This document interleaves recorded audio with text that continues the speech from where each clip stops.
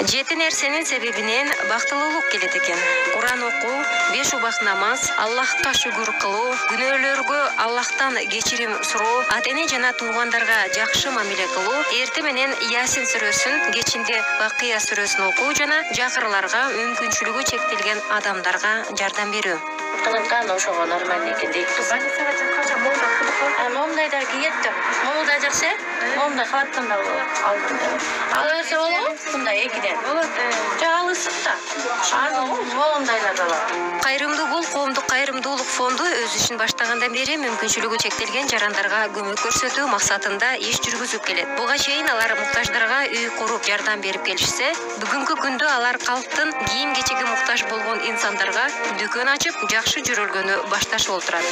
Бул дүкөндүн ачылышынын себеби ошол биздин мекенибизде көзүнөн жашы тамган балдарынын багы жетише албаган жашоодо жашап аткандыктан баягы секонд хендтер бар, башка магазин дүкөнчөлөр бар. Бирок анын ичинде сатып баягы жашоо менен алып туруп аткан учурда баягы алууга мүмкүнчүлүгү жок энелерибиз да бар да. Анан ошол себептен ошол энелерибизге ушул бир кичине болсо да жылмайуу болсун, кичине болсо да бир жеңилин жерден орун колдоно алуунун бир себебинен болуп, мына ушуну ачууну туура көрдүк, Кудай буйрса. Бул жерде ошондой муктаждыкта энелерибиздин ыраазычылыгынын аркасында Аллахтын ыраазылыгын табуу максатында. Максатыбыз ушул. Бул дүкөндөн кийим-кече, бут кийим, балдар үчүн оюнчук, мектеп сумкаларынан бекер эле алууга болот. Биз аталган дүкөнгө келген учурда дүкөнгө кийим алуу үчүн энелер келип калган экен. Жалал Абадта, Сым-Городокто, Достукта турабыз. Колуңузда кызыңызбы, неберең? Неберем, кызымдын кызы. Анан ошо неберем 1,5 жаш, 2 жаш болгондо баспай калды, анан атасы билип күйөө ала башка турмуш куруп кетти. Азыр кызым жаңгыз. Ошо кызым жаңгыз бойлугуна карап, баласын мен багам, ал иштейт. Болбосо муну карап эле отуруш керек кал. Ана кантип жашашат. Эми ошол кайрымдуулук фондун уюштурган балдарга, элге, кыргыз элине, булар жетектеп алып бараткан азамат, кубаларга миң мәрте ыраазымын. Аллага шүгүр. Эл деп ошо бул деле ошо эл катары эле жаралган балдар, ошонун арасынан дагы эл деп чыккан балдар экен. Булардын үй бүлөсүнө, өздөрүнө ден соолук, үй бүлөсүнө бакыт каалай калайм. Канчалык бизге окшогон бейбичараларга жардам берсе, ошолорго Алла таалам ошончолук жакшы күндөрүн насип кылсын. Аталган дүкөн туурасында маалымат сурап, муктаж болгондор качан келип, керектүү кийим алса болот деген сурообузга. Муктаждыгы бар. Биринчи топтогу майып энелер, же болбосо майып балдары бар. Ошондой энелерибиз, ошолор кайрылса болот да, ошолор келип, ушул жерге келип, бекер кирип, каалаган кийимисин бекер алып кете берсе болот. Азыркы учурда шартыбызга жараша иш алып барып атабыз. Азыр бизде фонд ачкандан кийин көптөгөн адамдарды жумуш менен камсыздоодо, айлык менен да камсыздоо келип чыгат. Ошон үчүн шартыбызга байланыштуу бир жумада 2 күндү иштетүүнү туура көрүп атабыз. 1-5 күндөрү, жума күнү. Ошо эртең менги саат 9-дан кечки 5ке чейин ушул жерде эшигибиз кенен ачык, келип кийинип кетип турса болот. Тамчыдан көл куралат демекчи, көмөк көрсөтүп жардам берүүчүлөр болсо, байланышсаңыздар болот. Дүкөн Акөргө конушуу тараптагы Гагарин жана Тимур Фрунзе көчөлөрүнүн кесилишинде жайгашкан. Бул балам болот, эгиздин түгөйү, кичинекей балдарым болот. Группный задержка, психомоторное развитие, общий айтканда ДСП. Кийим-кече алдык, өзүмө кийим алдым, Аллага шүгүр, силерге рахмат. Biz bugün gelip ballarıma giyim aldım. Benim 2 балам тең инвалид. Бірөөсү 8 жашта ДЦП, тяжелый форма, көзү дагы көрбөйт, сүйлөбөйт, баса албайт, аябай тяжелый формада. Экинчи балам бул 5 жашта ДЦП легкий форма, энцефалопатия диагнозу, судорожный синдром. Бул фонддун жетекчиси Баймак. Менин атым Жумагүл, фамилиям Кутубаева, 5 баланын энесимин. Ушул кайрымдуулук фонд магазини ачылыптыр. Ушул балдарымдын ооруганына байланыштуу фонддон бекер кийим алып беришип аткан экен. Ошону угуп келдим, документтеримди өзүмдүн карап жаткан ооруган балдарымдын балдарын ээрчитип келдим. Мына рахмат ушуларга бергендерге. Мына неберелеримди кийинтип, кийимдүү кылып жатамын. Ушул кайрымдуулук фондуна жөнөткөн кореялыктарга, россиялыктарга, негиз эле ушул фондко кайрымдуулук фондуна жөнөткөн адамдардын бардыгына өзүмдүн ыраазычылыгымды айтамын. Эң негизгиси ушул фондду ачкан Азамат Байматовго өзүмдүн энелик ыраазычылыгымды билдиремин. Рахмат балам. Ушундай балдар элде журтта көп болсун. Бизге окшогон ыйлагандарга, жардам кылгандарга аябай ыраазычылыгымды билдиремин. Рахмат. Ден соолук каалайм, тынчтык каалайм. Анан ушу мына документтер боюнча келдим. 2 балам укпайт. Анын да бала чакасы бар. Bir balam boğur boyunca 18 yaşından beri oğurup kıynalat. Mına oşoğunun ballarını yetiştirip gelip kiyimdi kılıp alıp çıkıp ketip atam.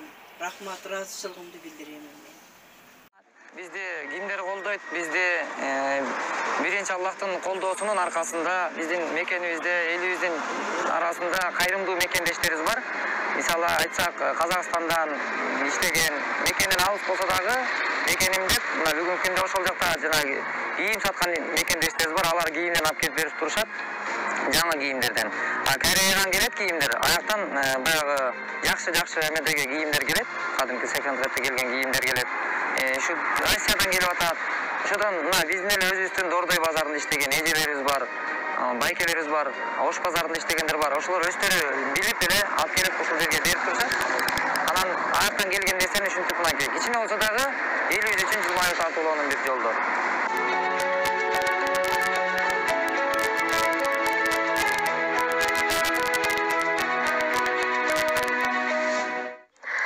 Урматтуу телекөрүүчүлөр, NTV телеканалынан эмне үчүн программасынан сиздер түз эфирде ушак айтуу кыйбат кылуу боюнча көрүп жатасыздар.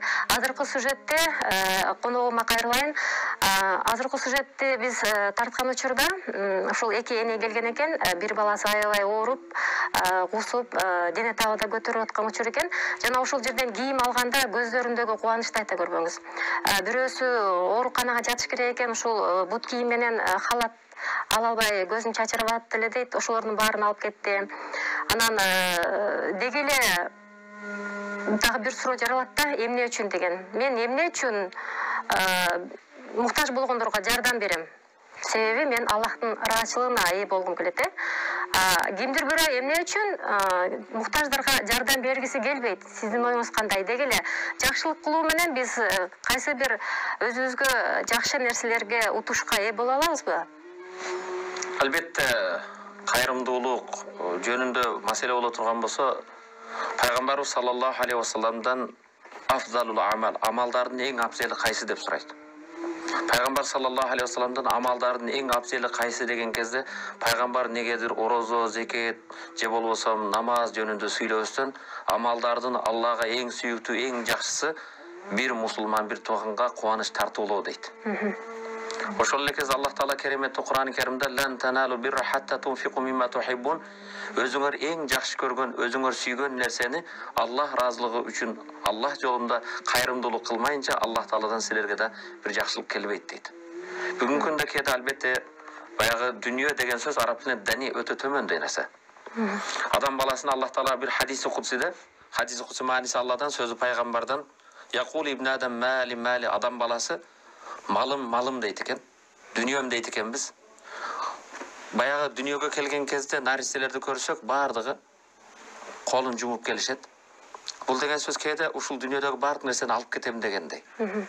Бирок жан чыккан кезде бардыгы алаканча жайып кетишет, бул дүнүйөдөн эч нерсе алып кетпедим деп.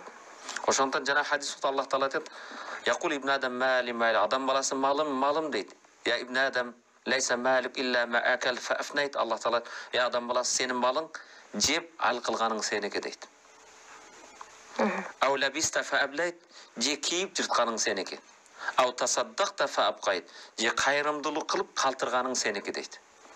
Бул жанагы бир туугандарыбыз Азамат жана анын айланасында аты аталбаган көптөгөн жигиттер, буларга жардам берип жаткан жигиттер, бул жанагы көз жаш агып жаткан энеден мурда, же жанагындай оорукчан баланы багып жаткан ападан мурда небересин багып жаткан аларга эмес, Аллах жолунда берип жатат. ооба. Бир жетим жесирдин колу эмес, пайгамбардын жана Айша энебизди дайым кайрымдуулук кылган кезде, ошол кезде динар, дирхам, алтын, күмүштөн болгон тыйындарын миск атырга салып койчу экен. Бир канча күндөрдөн кийин ошо жыпар жыттанган мискти динар, дирхамды башкаларга таркаткан үчүн Айша энебизди жыпар жыттуу эне дечү экен. Эмнеге андай кыласыз десе, мен бул тыйын тыпырымды жетимдин колуна эмес, Аллах үчүн берип жатам. Кудай Таала берген үчүн ал эң жыпар жыттуу болуш үчүн деп. Ооба, кээде чөнтөгүбүздүн бир кычыгында калган 10 сомду, 5 сомду же болбосо 1 сомдукту жанагындай чыгарыш оңой эле. Бирок берүүдөн мурда ойлойлучу, бул ким үчүн берип атабыз? Ошо Казакстанда болсун, Кореяда болсун, кайсы жерде болбосун, ошо берип жаткан биздин бир туугандарыбыз ал. Бул жерде жана оорукчан балдарга эмес, Аллах үчүн берип жаткан. Ошондон Аллах жолунда берген нерсе эң жакшына кандай тандап, Кудай үчүн берген нерсе. Биз берген нерсе, Аллах Таала берген нерсени Аллах Таала эсе кылып берет. Кур'ан-ы Каримде Аллахтан мен жа бил хасана фалаху ашру амсалига. Ким бир жакшылык кылса, ага 10 эсе кылып кайтарам дейт Аллах. Башка бир аятта Бакара сүрөсүндө масалул лазина юнфикуна амвалахум. Малдарын Аллах жолунда нафака кайрымдуулук кылгандар ушул нерсеге окшойт. Камасали хаббатин амбатат саб'a санабил, жерден 7 баш чыгарган дан сыяктуу. Ар 7 жашта камасал хаббат амбатат саб'a сан фи кулли сумбулат ми'ату хабба, ар бир башта 700дөн 700 дан. Кээде Кудай жолунда бир данды Аллах жолунда разы болуп берген кезде бир данды биз жерге отурсак, эге турган болсок, ал 7 баш чыгарып, 7 башта 100дөн 700 будай берген сыяктуу. Аллах юдаифу лиман яша, Аллах каалаганга андан да эсе кылып берет дейт. Ошол эле кезде пайгамбарыбыз саллаллаху алейхи вассалам өзүнүн бир хадисинде эки периште дайым бендеге келип эрте менен дуа кылат. Аллахумма ати ли мунфикин халафа. Аллахым бергенге берекесин бер деп. Ва ати ли мумсикин талафа, бербестен сараң болуп кармаганга бир кыйынчылык берген дейт. Ошондон мал мүлктү Аллах Таала колубузга берсин. Колдо болгон байлыкты Аллах разы болгон жолго, мекен үчүн, эл үчүн, келечек муун үчүн, муктаждыктарга бериш үчүн оңой нерсе. Бирок имандын орду болгон, жүрөккө кирип алган акчаны чыгарыш өтө кыйын болот. Ошондон Аллах Табарак ва Таала бизге байлык берсин, байлыкты да колубузга берсин. Кур'ан-ы Каримде кээде динди түшүнгөн инсандар орозодо машалла жакшы орозо кармашы мүмкүн, жакшы ибадат кылуусу мүмкүн, тахажжуд кылуусу мүмкүн, бирок зекет маселесиндечи, же кайрымдуулук маселесиндечи кээде динди түшүнгөн инсандар динге келген кезде баягы жумушун таштап коюп, кайрымдуулук кылбастан эме болуп калгандар бар. Кур'ан-ы Каримде Аллах Таала кайсы акимис сала намаз оку десе, намаздын артында вати зака зекетиңерди бергиле деп келет.